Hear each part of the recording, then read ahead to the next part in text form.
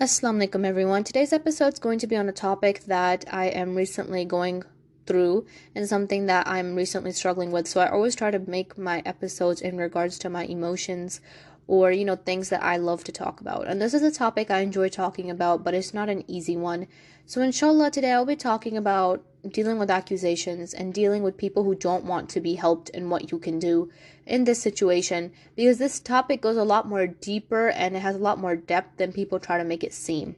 I've shared my stories on here quite a lot, quite a few of them, and I shared a story once, an episode that said how a broken promise led to Iman, and that was a story that I thought concluded there, but Allah knows best, and that story has opened up once again in my life, and I've shut the chapter again, but it didn't necessarily end in the way that I wanted to end.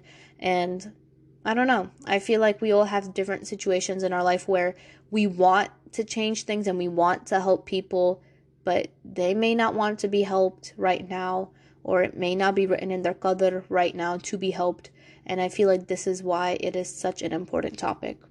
So at one point or another, I think we've all been accused of doing things that we would never do. And we've been accused by people that we never thought would accuse us. Or you've been accused by people who constantly accuse you. And it's a cycle. And the thing is, at one point or another, you start to question, should I even clear up my image? Like, if someone wants to trust you, they'll trust you. They do not need 1,000, proofs and whatnot to believe you. Sometimes trust is built off of just blindness. Like, just jump and dive in, and sometimes that ends up to be the best case. Like I said, I've had friends that have been blamed for committing adulteries and, lying, whatever, when they never did. And at one point or another, they just stopped caring. They just stopped, clearing their image, because people are going to believe whatever they want to believe about you. That's the reality of life, and it's a reality that we don't like to take in, but it's something that just has to be said. The way that you view yourself, the way that you carry yourself, people are going to view you like that if they want to. But then there's going to be some people that are going to take the accusations, the gossips, the things that they hear about you, and they're going to make that perception of you without even asking you whether it's true or not. And that's the problem. Like, especially when you're like a teen, like, people just want something to say. Like, it's always running their mouth. It's always just something. And you just can't please people. You can't. No matter what you do, people will always have something to say. I've been accused multiple times in my life by close people, faraway people, random people I don't even know. I've seen the 9 yards. And I think the accusations that hurt the most is obviously from the people that you love and from the people that are the closest to you, because you don't expect it. And you don't expect them to come at you that way, but they do. And they come at you really mad and like, why'd you do this? Why'd you do that? And even if you try to clear up their image, they tell you that you're lying. And I feel like what I've really learned over the years is like, people are going to believe whatever they want to believe. If someone accuses you of doing XYZ and you can provide literally a binder worth of material as to why you didn't do XYZ, and it logically, rationally makes sense, they're still going to say you're lying because they don't care. When people accuse you, they're not necessarily looking for clarification. They're accusing you because this is the perception they want of you, and they just want to display that out and let you know, like, this is what I feel of you, and tough it out. This is it. And that's the thing, like, you got to ask yourself, how much do you care? How much do you care about how people see you? At one point or another, you just got to stop caring. And I once shared my story on here in regards to like a close friend of mine that I had, and like, the whole situation. And that was a chapter that I closed, done, like, never went back to it until like a couple days ago, the discussion came up, and then like, things went off. And I feel like one of the biggest things I've learned is that Islam really changes you, especially in this past few days.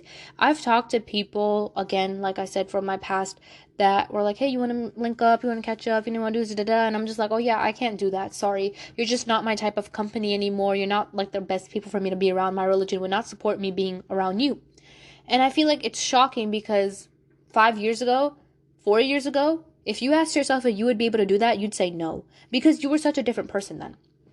And when you start to follow the deen, you have to burn a lot of bridges and burn a lot of boats that are hard. And sometimes you even have to burn yourself and become someone brand new, because the person that you are, it's not necessarily adapted with the deen. And that doesn't mean that you're imperfect or anything like that. No, that just means you have habits to change. So you lose things when trying to walk on the path of Islam, but that doesn't mean you're not going to gain anything better. And when I was having a discussion with one of my old friends, I asked them, I'm like, so what's your situation now? Like, how are you doing? And, like they still chase the dunya. They still have things in this dunya that they perceive and pursue, and they're not happy. They're not happy. They're depressed. They're going through things. They're in pain. They have a big past, big worry. They know in some cases that they're going to get hurt, and they're not leaving because they just feel like, I already been hurt, so I could just get hurt some more. Nobody cares. Who cares, right? And at one point, I kept that perception too. Like, I've been hurt so much. What else is this one hurt going to do to me? But that's the thing. Sometimes when you know better and you don't do better, you set yourself out to failure. And sometimes we think our body can handle more sadness than it actually can. I remember when I used to be in a state for 5 years almost straight with anxiety, depression, sadness, worry, heart drops, panic every single day. I used to wake up like that. I used to sleep like that. I used to have nightmares. Like, it was just bad. And these past couple days, all those emotions came back to me. And when I tell you guys, I'm having the hardest time ever, it's been difficult. Because even when you shut a chapter and you shut something and it's done and it's over, recovering from such negative feelings of depression and sadness and worry and anxiety, it takes so much emotional energy. And I feel like when you constantly live in a state of feeling all these negative emotions, you don't realize it, how badly it has damaged you. And alhamdulillah, like I said, Allah has guided me. It's been great. But now that Allah put me in a circumstance where I felt how I used to feel before, like 5 years ago, I come today and I'm emotionally exhausted. I have been so exhausted to the point that I'm just like, how do you go through this? I don't have the stamina for this anymore. And I feel like this is a perfect representation how like Allah doesn't burden a soul more than it can bear. So, for 5 years straight, I'm bearing these burdens. And alhamdulillah, today, I was able to carry the burden. I was able to get it done, but it hurts. Because you do not expect such a big change in yourself that you won't be able to handle pain from before. You know what I'm saying? Like when pain revisits you, you're kind of like, oh yeah, I can handle it. Until it comes and you're like, wow, that was a lot.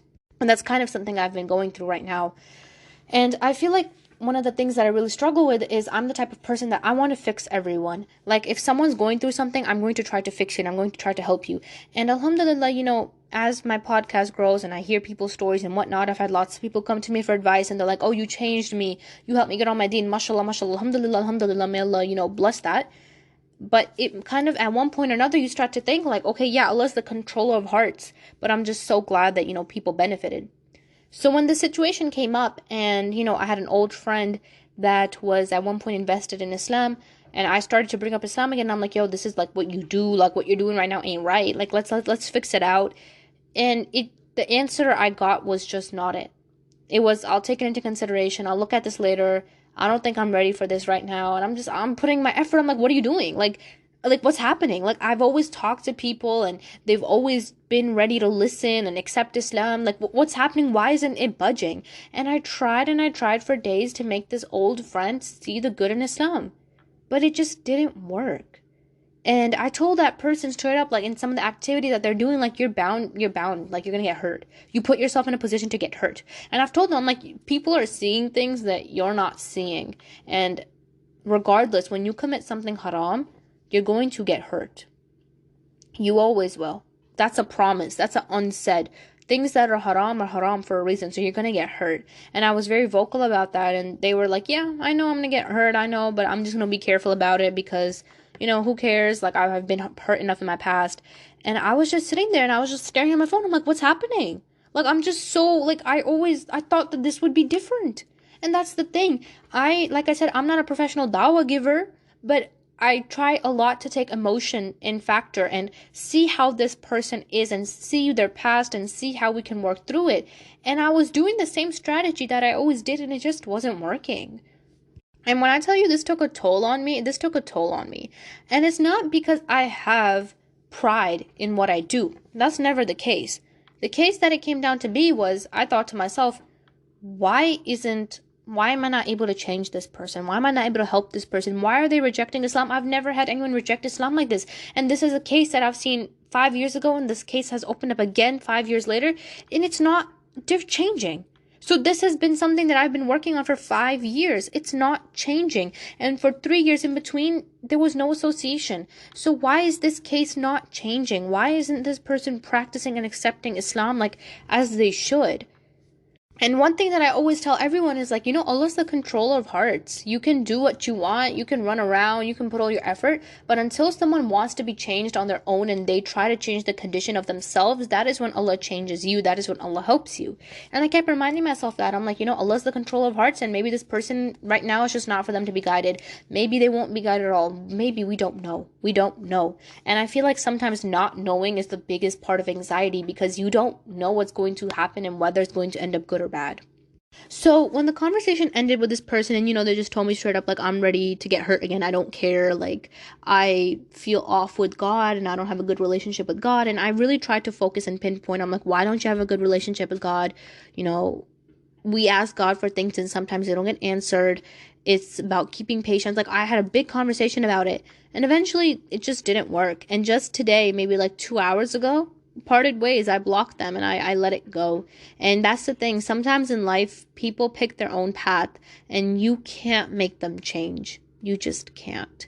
People pick the path that they feel like is best for them in that moment, and they feel like it's the best for them at the stage that they're at in life and what is to come. And sometimes you just don't have a say in it. And at one point, like, after going through like such hard days of so much anxiety and so much panic and whatnot, and so much worry and doubt within myself of wondering if I'm even doing good with everything that I do, I blocked it. We parted ways and that was the end. Because mutually, what's the point of me trying to put effort in you if you don't want it? If you don't want to change yourself? And I think the hardest pill that anyone really has to swallow is realizing that you can't help someone that doesn't want to be helped. Because you can force it, you can push it, you can see the good in them, and everyone does have good in them. They do have a lot of productivity and motivation in them if they wish. But you can't help someone that doesn't want to be helped. And when you as a human come to such a vulnerable stage in your life where you're like, okay, just hit me, pain me, hurt me, target me, it's like you're living without purpose, because the purpose of your life has ended a long time ago. And I've met a lot of people in my life that were suicidal. I, at one point, also used to think about that stuff. Like, I feel like suicide is something that crosses everyone's mind. They don't talk about it. We don't talk about it enough in the Islamic community, but it's something that crosses a lot of people's mind. And the one thing I really recently learned about suicide is, like, suicide ends your pain here, and it ends your story here. But the real story of all of us really starts when we die. That is when, day of judgment comes. That is when, heaven and hell, like, that is when your real eternity plays. And I know so many people that are suicidal that are ready to jump off any minute and they just want to get out of this earth because the pain is so much. But this is pain that is temporary, because one way or another you can escape it. One way or another it will leave. But the pain that you're about to dive into, and the pain that you're about to dive in of leaving religion and leaving this world, because those 3 seconds of freedom and, being dead, having your soul and having everything gone and never having to worry about it, it seems liberating and it seems like it's freedom. But it's only freedom in that moment, because the second you die, bro, like, your soul's gone, you're in your grave. And now is the start of a brand new story. And as human beings, this can be a really depressing topic, because truthfully, none of us asked to be here. I know that, like, verbally, now that we're humans, we never asked to be here. I do know that there are some discussions where they say that our souls agreed to being on earth and whatnot. But now that us humans are here in our normal sense, a lot of us, we don't want to be here. But the truth is, like, this life is your responsibility. And it's put on you. It's a burden that has been set upon you. And this can be a really, really good burden. It could be a really, really bad burden. And you just get to decide which one you want. And it's so depressing, because I see people quite often with suicidal thoughts, and they're not eating, they're depressed, they're letting themselves get hurt and walked over. Like, they're not taking the initiative to change themselves because they've been so heartbroken and they've been so run down. And the sad truth of this is that no matter how much you try to help these people, they will be helped if God wants them to be helped. They will be helped if they try to change the situation themselves, because this is where free will comes. You think that God just allows all of this? Yeah, God sees it's part of Qadr, yeah, but this is where free will comes. You get to decide. Do I want to get up? Do I want to change my life? If you say no, then that's you. That's your decision. You used your free will on that. And we can't control how anyone else uses their free wills. We can't control anyone else's actions. Coming back to the original topic of accusations, I feel like it can be so hard when people blame you for things that you never even done. And that happened to me for the past few days, and it's happened to me a lot, like a couple years ago, every single day. And then, after I changed my lifestyle, I cut out people, I alhamdulillah got away from that. But recently I've been accused of a lot of different things, and it makes you think, like, what did I ever do? Did I ever, like, I know I didn't do that, but then you start to question your own self, like, am I even a good person? Is God angry with me? Why are these accusations taking place? I've had very bad accusations put on me, and I would just sit there. And I feel like what you can do really is reflect on your actions. Majority of the time, what people say we did, we never did in the first place. And we're sitting here crying and panicking and being upset. They accuse me of this. They accuse me of this. Accusations without proof are just empty air. You're just talking. And when I got accused, I was very adamant on seeing proof. So anytime I get accused, I'm adamant on that. Like, without a shadow of a doubt. I'm like, okay, send me proof. Send me screenshots. Send me voice notes. Send me screen recordings. Send me these people's social medias. Tell me where they at. Like, let's talk about it. Because if you're going to accuse me for something, I want to see a valid foundation behind it. Because you're not going to talk about me if you don't have a valid foundation. You're not going to run your mouth about me if you don't have a valid foundation. So let's talk about it. And when I brought up multiple times that I want to see proof, automatically those accusations get snatched back. Because sometimes people just want to tell you what they perceive of you and, what they heard without actually having information to back it up. And that's the thing. Why do you want to listen to someone who's speaking on empty grounds? Why do you want to care about what people think when they don't even care to actually ask you if it's true or not? I've had people who ask me, hey, is this true? And I'd be like, yeah, no, that's not true. Let me see where you got that from. They'd be like, oh, you lying.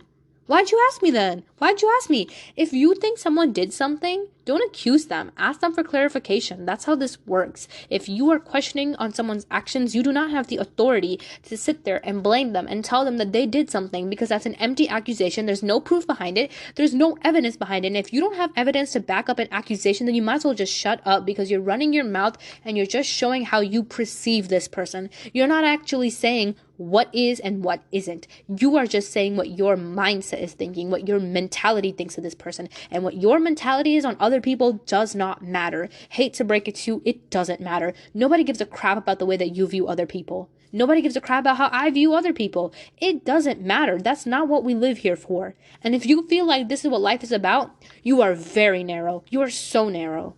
Because if life was all about, oh, this is what this person thinks of me, this is how I'm going to be today, this is what this person thinks of me, this is how I'm going to act today, who cares what people think of you? Your life has to be a lot more broad and a lot more big than to be this narrow, focusing on what people have to say about you and what people think about you. Because if you sit here and you start to engage with every single person thinks about you, and you start to answer every single accusation about you, you are going to be caught up in your whole life trying to prove your identity to people who never cared to perceive and change the way that they viewed you in the first place. And instead, you're going to end up losing your own identity trying to prove yourself to people who don't even want to be changed.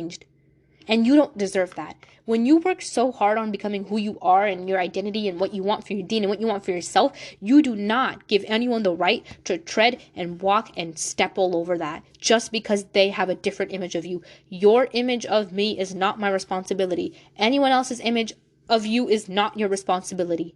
You are going to wake up every single day, do what you need to do, work towards whatever goals that you have, and it doesn't matter what anyone says. Because if we sit here and we start to care what everyone says, we won't be living.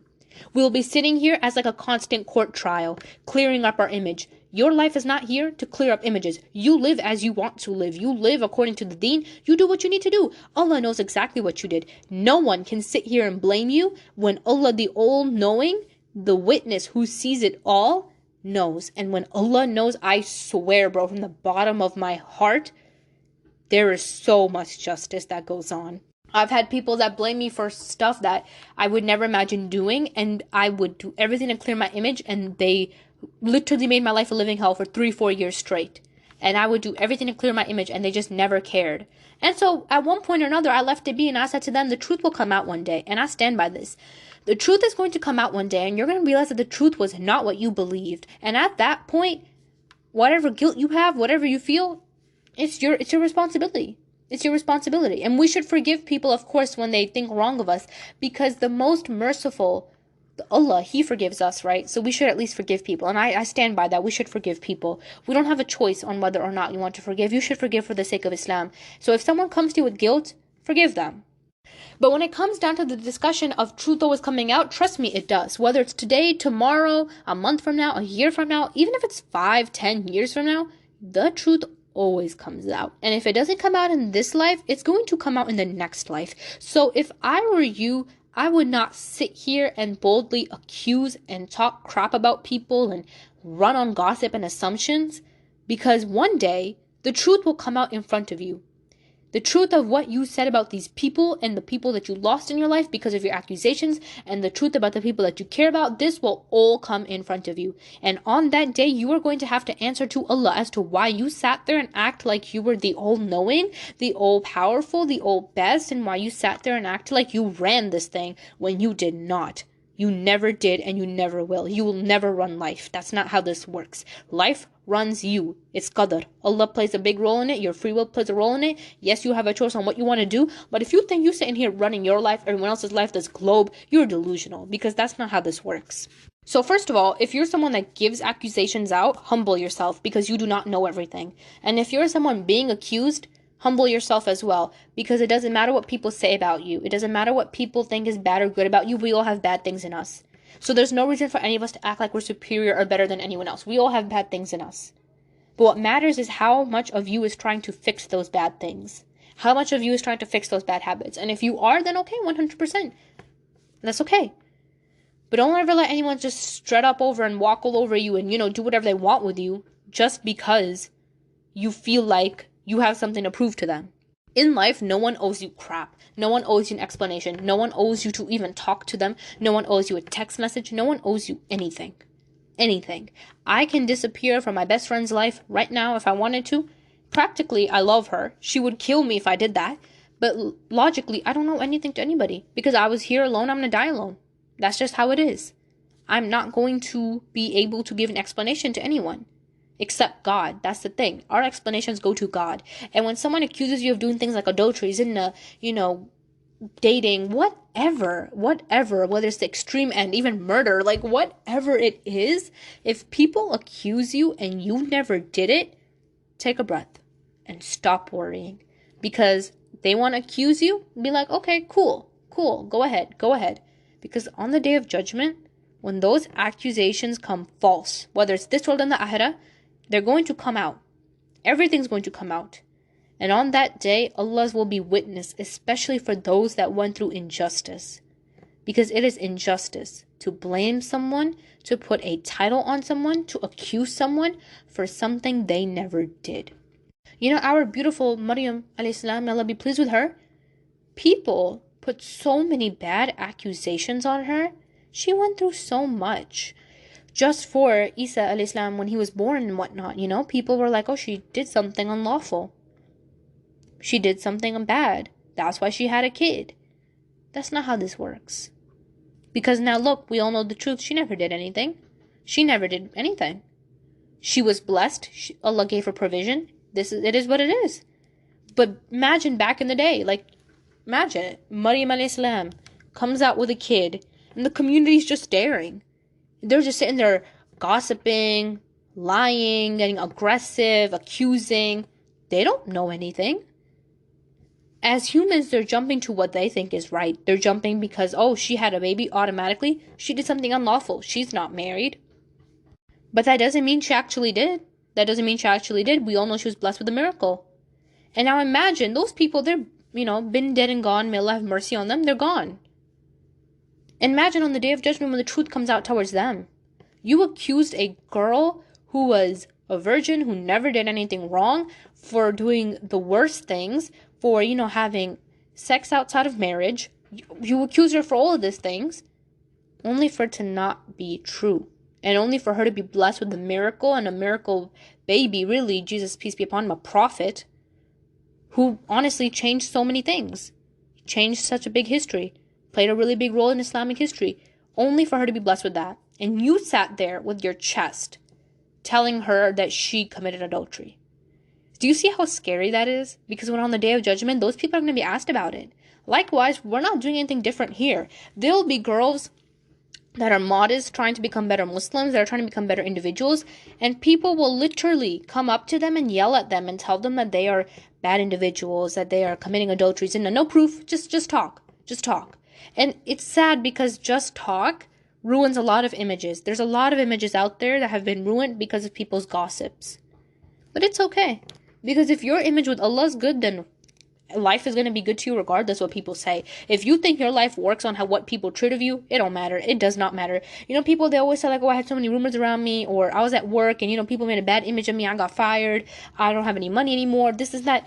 Wealth is from Allah. Success is from Allah. This world is from Allah. Everything that you do is from Allah. So Allah controls it. If you think that people's accusations are going to stop you from getting money, getting risk, it might look like they're on the worldly level, but remember that it's Allah that controls it. These people have no say. And if you're working your hardest to please your Creator is not going to punish you for the way that other people think about you, because your Creator knows exactly what you did. And when you know exactly what you did, Allah knows exactly what you did, you got to pack it up and let them think whatever they want to think, because it's not our job to sit here and run a daycare and clear up everyone's image and fix what people think of us. When someone wants to like you, they're going to like you regardless. And when someone wants to have 1,000 little nitpicks on you, they're going to have 1,000 little nitpicks on you regardless. And I think another really, really hard thing that we have to go through is when people accuse you, you want to help them. You want to show them that, hey, this is not it. You want to clear your image, and then you also want to help them, like, with their own personal life. And that's just me. Like, if you ever DM'd me, I always tell you, like, if you ever need help, talk to me, because I love to help people. Alhamdulillah. May Allah bless us all like that.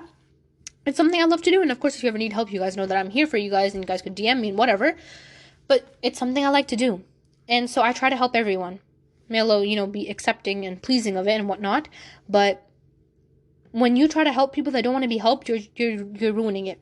Multiple cases in my life where I lost my identity trying to help someone else and trying to fix someone else when they never even deserved it and they never even cared for it, only for them to change for a week and a half and then drop everything completely. And it comes back to the original route of Allah's not going to change your condition unless you want to be changed. So I can't change anyone unless they want to be changed themselves. If you ever listened to my words and you felt like you changed, it's not me, it is Allah, and it is you who wanted to be changed. Otherwise, I'm nobody in any of this. I'm nobody. So all praises to Allah. And whenever I talk to people, just this morning, trying to convince someone one last time, like, hey man, come back on the path of deen, let's fix this out, it's okay. No, then okay. That's the path that they chose for themselves. And I'm such a person that I'll continue trying to fix someone. And I was talking to my friend about this last night on the phone, and she's just like, that's the problem. Like, you just want to fix everybody. And the truth is, like, you just can't. You just can't. People are going to fix out on their own if they want to. If they don't want to, then okay. That's it. That's the route they chose for themselves. And it hurts because sometimes you love these people and you want to see them good. You want to see them strive in this world and the akhirah. But they want to be on blockage to their own success. That's the life you chose for yourself. We all have a choice. We all have free will. And if you choose to go on to this path of blocking your own blessings, being depressed, being emotional, whatever, when the situation that made you feel that way has been done and gone, this is your choice. This is your choice. Happiness is not a destination, it's a journey. And every single day we have a choice whether we want to walk on this journey. And if you have decided you don't want to walk on this journey, you will find yourself depressed very, very often about things that happened ages ago because you chose to not walk on this journey. If you're thinking one day you're going to get up, walk all the way, reach a big home, it says happiness on it, that's not going to happen. It's a journey, and every single day you get to decide whether you want to continue walking on this journey or if you want to turn around and take a fast bus back, because that's exactly what happens. When you slip up and you stop taking steps, you stop walking, I'm telling you, bro, it's like a bus comes and gets you and it zoots you back to where you started from place one. Same like as if you're climbing a mountain. You're climbing a mountain every single day. 2 little steps towards happiness, towards this journey, towards peace. And you let go, you slip. You fall back down. And now you're sitting at the bottomest part. It's dark. And you have a choice. Do I want to climb up again? Do I just want to stay here? And the thing is, a lot of us, we just want to stay there at the bottom because it's comfortable. Because growth is not comfortable. It's not. And I bet you guys know that. Climbing every single day is not comfortable. Your hands will have blisters. Your legs will have blisters. Your feet will have blisters. Your body will be tired. You won't have it in you to do this every single day. But sometimes you just have to hold on to where you are and not let go. Because if you let go, you will fall to a deep, deep end. That is just how life works. And there's nothing we can do about that. There's no safety net. There's nothing here to catch you. Unless you choose to worship God. Because then, when you fall, there'll be a safety net. There'll be something that catches you. And that safety net will be there for you every single time. Every time. But if you're someone who chooses to disbelieve, you choose, I don't want to do the deen, whatever, okay. Climb towards happiness. It'll be slippery, you'll fall, you'll end up again. And this is exactly how people end up becoming suicidal and depressed.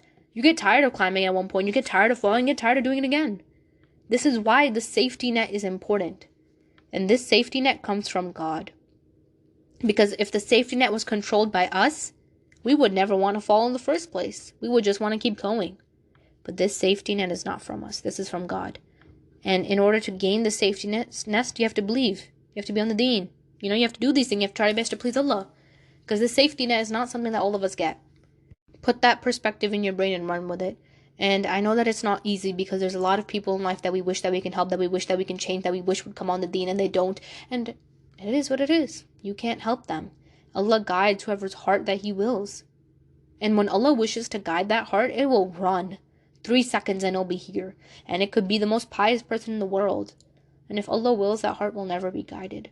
And it hurts because, there's some people in my life that I really want them to be guided towards Islam. But whenever I talk about it, it just sounds like basic religion talk and fantasy and imaginary and stuff like that to them. Because they have their own perception of God and they think that God is mean and evil and God doesn't answer and they have an enmity with God. And the thing is, an enmity with God is one of the worst things that you can do with yourself because God never had any enmity with you and God never stepped back or never rejected you. You rejected Him. You grew an enmity with Him. You grew a hatred with Him. And a lot of times this happens because God never gave you what you wanted. But you always forget that God will always give you what you want that is good for you. Whether it's what you want as it is, whether it's something better, or whether it's not right now. And you'll see when time comes. But there's never a gray area of, no, never. Because if your du'as don't get answered, you always get something better. Always. There's never been a time you don't. But you forget this. And we hear it and we just let it in from one ear at the other. But you need to shove it up your brain. That God is not going to give you something bad. Because what will God ever get from hurting you? When God is sufficient on His own and He doesn't need worship, He doesn't need us. We need it anyway. So what does God get from hurting you? Nothing. But you've set up this narrative that God hurts you, that God has an enmity with you, and God never moved back. You walked away, you turned around. God still is there. But that's a decision. You have a choice if you want to turn back. And when I have people in my life that I love and that I'm close to or whatnot, or I see that they have turned back completely or they're just halfway turning, I try my best to help them. But Allah's the controller of hearts, and sometimes all you really can do is make dua. And it feels hopeless, it feels weak, but dua is that one thing that can change qadar and it can change mountains and it can fix it all. And when someone's accusing you, they're away from the deen, they got all this going on, I can promise you that they're having a very, very big war inside. That's how it always is. There is a war that is going on inside, and sometimes that war becomes a little bit hard and it leaks out and it projects on other people. But when you meet people like this, follow what Islam tells you and be kind. It is so hard. It is so hard when every single bone in your body wants revenge, it wants hatred, it wants to get back at them, it wants to see them suffer or whatever. And having these feelings doesn't make you a bad person. It makes you human, because as humans we are like this, we have good, we have evil, whatever, and sometimes we just feel like we want to get back and we need that revenge and we need to get back at them so they can understand how we felt. But just because someone hurt you, that doesn't give you the license to hurt people as well. You know what I mean? Hurt people, they hurt people. I bet y'all have heard that saying before, that hurt people hurt people. So when you're hurt and you project that onto people, you hurt more people. And sometimes you even hurt the people you love. So getting hurt does not mean that you have a license to hurt other people and now you're certified and now you can oppress people, you can be mean to people just because it happened to you. We can't punish other people because of what happened to us. And if that's the way that life worked, we would all be honestly arch enemies and all be hating each other, all have something against each other. Because if we start to project pain and project anger and project whatever towards everyone who's hurt us, we wouldn't be living. we'd be in a constant state of rage and anger, and like that feeling of peace and contentment of just being here would be gone. And I can promise you that I've lived my years of when wanted revenge, when I was upset, when I was mad, I was angry, I used to wake up angry, I used to go to bed angry, I used to want revenge all the time. I've lived that life, and let me tell you, it damaged nobody more than it damaged me. Because at the end of the day, who's carrying the anger, the rage, the envy, the jealousy? It's you. It's you. It's your body. It's you that's carrying it, not them. You hurt them, you give them, like, you give an effect, right? You give an effect on them, it hurts them, maybe you did something. But now what? You've been carrying this for 2, 3 months straight. You're plotting something against them. You attack them, they get hurt. Now you're happy to see them hurt, but what about you? What about you from the beginning, who was going through all of this revenge and jealousy and anger and all these ugly emotions, that now in your caught of pursuit of, I want to get revenge and I want to do this, you don't even know who you've become. It's not worth it. And I have a whole episode where I talk about revenge and jealousy. And there's a beautiful analogy that goes with it. Like, when you want revenge and you want jealousy, it's like you're holding a burning coal. And you're gonna throw that burning coal at someone, but it's gonna burn you first before it throws at them, before it hurts them. And by the time it does even go to them, it's not gonna be that bad. Because it's gonna burn your hand first. You're gonna put a lump of a burning coal in your heart, set your iman, your peace, your content, everything on fire to hurt someone else. And they might get over it, they might not, they might suffer for 2 weeks, maybe a month, 2 months, maybe 2 years. They'll suffer. They'll suffer with whatever you did. And then what? Then eventually they'll learn to get over it. But you dedicated your whole personality, your life goals to getting revenge. And now you don't even know who you've become. So getting back at all these things, and when someone does you ugly, don't waste your time getting back at them. There's just nothing good that ever comes out of it. I've seen all the scenarios. There's nothing good that ever comes out of it. Because at the end of the day, I've seen time and time again, when you just shut up and you stand back and you just forgive, forget, be kind, be generous, just be patient, like you just take a step back from these people, bro, subhanAllah, Allah will teach them their own lesson. I've seen people that I wanted revenge at so bad, and I was like, I just want them to like know what they did to me. And you know, sometimes what happens is we keep telling people they hurt us. Like, you know, you hurt me. Why'd you do me like this? I didn't expect this from you. Why'd you do this? You broke a promise. Da, da, da. We're always telling them that they hurt us.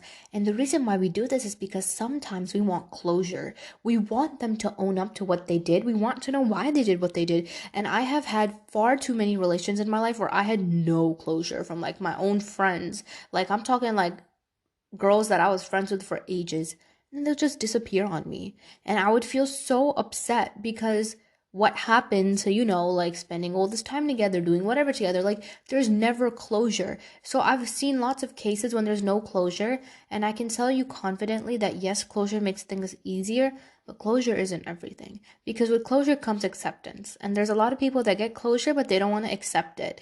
So they constantly rebound and rebound and rebound. They spin in circles. I need closure. I need closure. You got closure. You got closure. And you're not willing to accept it. And sometimes I see people's actions, and their actions are the closure. You can see that they made a decision. They chose someone else over you. They chose another path over you. Whatever they choose, they did. And that is the closure. Because not a lot of people in life will come to you and be like, hey, I'm sorry. That's not how it works. People have a lot of ego. People are not really going to apologize. But sometimes their actions are the closure. And you should not wait your entire lifetime waiting to see if someone will come back, if someone will offer you closure, if someone's going to care, when are they going to explain. Your life's not dependent on these people. If you wait your whole life waiting for closure, you're just not going to feel your 100% best, because you're always going to attach your identity to that closure when that closure has nothing to do with you. And yes, I understand, you know, you deserve, I guess you could say like an explanation. You do. And yes, a part of us really wants to know. But sometimes you just have to see the way that they act and take that as closure. Because when people choose a different route, you can't do anything to make them come back. Except, of course, pray to God that they change, they become better. But after that, there's nothing you can do. And no matter how many times you tell them that you hurt them and that they could have done better, that they promised this, they promised that, sometimes people gain happiness off the expense of your emotion. They know that it's going to hurt you. They know that's going to damage you. They know that it might cause you to become very depressed. They know that's going to do a lot of negative things on you. But they chose to become happy off the expense of your emotion. So the question comes down to, why Did they do that? Okay, they did that, whatever. Maybe you'll get an answer, maybe you won't. Okay, they went off, they got happiness off of your emotions, they hurt you, they damaged you. But now the question is, how long do you want your happiness to be reliant on how other people act? Don't ever make your happiness someone. Don't ever make your happiness from one place or talking to someone or being with someone, because when that someone leaves you, your definition of happiness is going to change drastically, and sometimes people are not even able to redefine what happiness actually means. So don't attach your happiness to someone. You need to wake up and be happy every single day, whether this person is mad at you, angry at you, sad at you, upset at you, whatever it is. You need to work your hardest to be happy for you. You know, one thing we always hear is like, you have to work on yourself, you have to become better for yourself, for your future, for what's to come, for, whoever your future soulmate is. And I feel like the best thing that you can sometimes do is work on yourself for you. That's it. And for God, of course, that's always, but work on you for you, not for someone to come, not for 10 years in the future, not for someone to, realize that you've changed. Just do it for you. Because when you do it just for yourself, it becomes a lot more memorable, and you start to find happiness within yourself, because you start to realize that I'm very much capable of being happy on my own, and I don't need anyone to make me happy, and I don't need this person to tell me whether I deserve to be happy today or not. Because when you make happiness contingent on other people, you are practically like low-key living their life with them on every single step. And if they have a happy moment, then you're happy. If they have a sad moment, then you're sad. And it's just not a good way to live, because then you as an individual and your identity is just lost and buried in what other people act like and what other people do in their routine. And it's just not a hot take. And throughout this time period, honestly, it's really, really easy to feel confused and want clarification. And I have so many things that I'm just dying to get clarification on. And the thing about clarification, especially when you had no closure for years, is what it does is that sometimes you'll ask a question and you'll be like, okay, got an answer. Okay, I'm satisfied. And then you go to bed and then you wake up, you'll be like, oh God, why didn't I ask that question? I need that answer too. I need an answer to this question too. Why did they do this at that time frame? Remember what happened that year? Why did they do that? And like, you have a lot of questions that pop in your brain that you want to ask. And then you're considering, should I ask, should I not? Should I ask, should I not? And the question really comes down to, how much do you think these questions are affecting you emotionally? Are they making you emotionally unavailable, or do you feel like you'll be able to get over it and not make such a emotional decision? It really depends. If you feel like you need an answer and you just can't move on, and like this is the all and be all, then I guess, in a halal way, figure out what's going on. But if you feel like, like whatever they did, what they did, I can get over it, I'm just really fed up, let them go. Let it go. You're always going to have questions on why people behave the way that they do, and sometimes you just have to accept it and let it go. You can't change people. You can't change someone's identity. People need to get up and want to work for themselves and fix themselves for themselves, not for someone else, not for anything else. It needs to be done for you, for yourself every single day. And this is something that people don't understand, because when you make your target someone else, like, I'm fixing myself to become a good person for this person, I'm fixing myself to become good for this career, that takes your identity with you. So you custom and you shape yourself and you put yourself in a mold to become what they like. But that isn't what you like. And what you need to do is become you as you are, and what you like and what you love, and learn about those things over the years. Don't put yourself in someone else's mold. Make yourself like that. And then, if things don't work out or ends don't meet, then you're surprised at who you've become. And then you're walking all over again trying to figure out what you want. Be as you are, who you are, whatever you like, whatever you love, do that. And then the right person will come at the right time. The right career, the right everything will come at the right time and pursue you. You know what's meant for you? I read this quote. It was like, what's meant for you, majority of the time, it'll come to you first. And that's very, very true. And if you're waiting for closure and it's been years and you've been waiting and you're wondering when is it going to come, stop waiting. I can assure you one thing for 1,000% fact. When you just stop giving any care and you just start chasing the deen and you just really hustle, forget about these things come to you and they literally follow you. The dunya follows you. This world follows you when you let it go. When you stop making this world a priority, it automatically starts to chase you. And that's what you want. You want the things that you want to come in the palm of your hands and work out in your favor. But sometimes the more that you chase and chase and chase and chase and chase and chase and drag things, it don't come. Because it's not written for you. And that's the whole point. Like, there could be something ahead of me and I could try to grab it and it won't come for me unless it's written for me. So just turn around, focus on the one that has made everything in this world for you and for everyone else. Focus on that. Focus on God. Focus on what it is. Focus on what is. Focus on the gratefulness of today's moment, not of what people had to say about you before, not of the accusations that implied on you before, because other people's accusations don't make you you. You are your own identity, regardless of what people say, regardless of who you surround yourself around. You have your own identity, and you will forever have your own identity, even if you fail to help someone, or even if you fail to change someone, because at the end of the day, it's not your job. Your job is to become the best to you. Your job is to become the happiest to you, and your job is to become the most accepting person there could be in a room. So even if someone hurts you, even if someone damages you, even if someone does you wrong, you forgive them. And some people, they think that this is like letting people walk all over you. That isn't always the case. Sometimes you just gotta let them think that, they're walking over you, they're winning, they're whatever. Step back. Let Allah deal with it. And I've seen revenge and, fate play out in crazy ways to people. And I'm just sitting there like, dang, bro. Like, if I was to set out to get revenge, I would not even be able to do what God did. And that sounds mean, but that's the thing. When you're a good Muslim and you're worshiping and you're on your righteous path, and why won't God avenge for you? Why won't God seek and help your pain and heal you? And for the people that hurt you, why won't he teach them a lesson? Of course he will. Of course he will. Why won't he?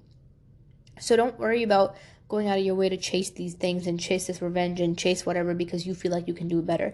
I hate to say this, but when God punishes someone, you don't know when it's going to happen. It might happen now, 2 weeks from now, ages from now, decades. But when it happens, whether it's in this world or the Akhirah, I can assure you that it's going to be 10 times better than what you ever could have planned.